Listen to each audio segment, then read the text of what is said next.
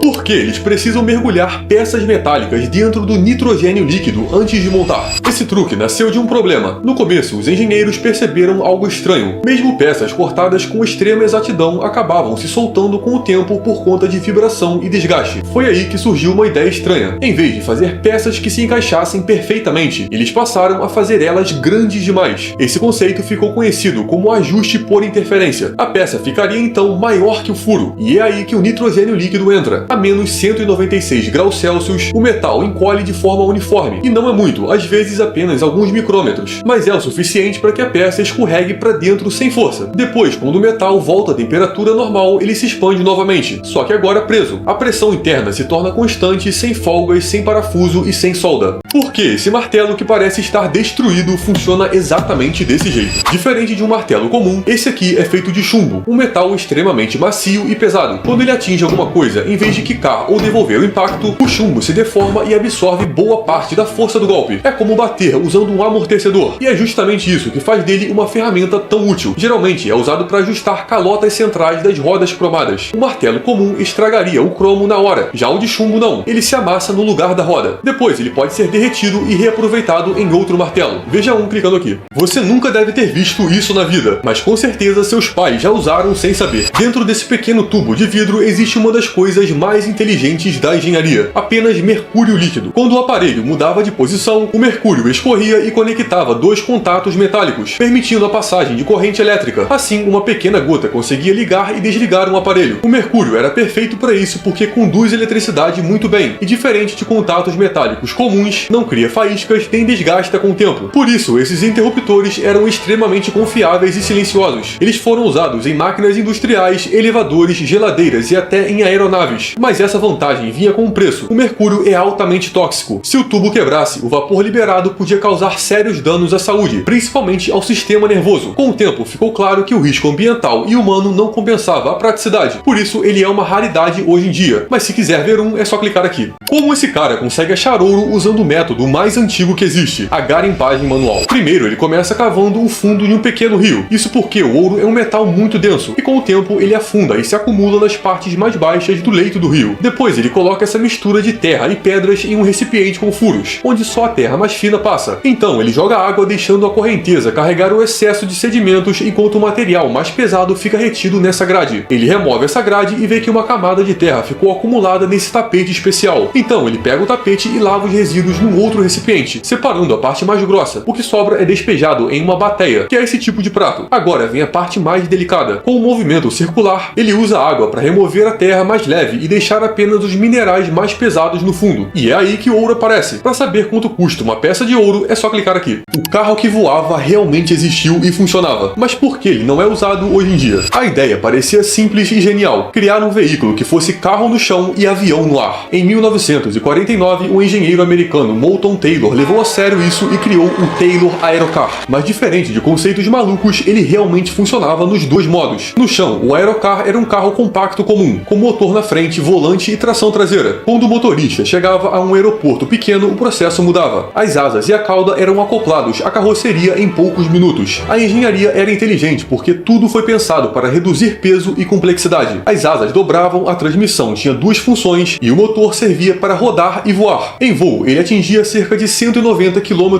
por hora e tinha autonomia de mais de 400 km. Mas ele acabou caindo no dilema do pato. Ele não era muito bom em nenhuma das duas coisas, além de precisar atender normas dos dois veículos ao mesmo tempo, o que tornava tudo caro e burocrático.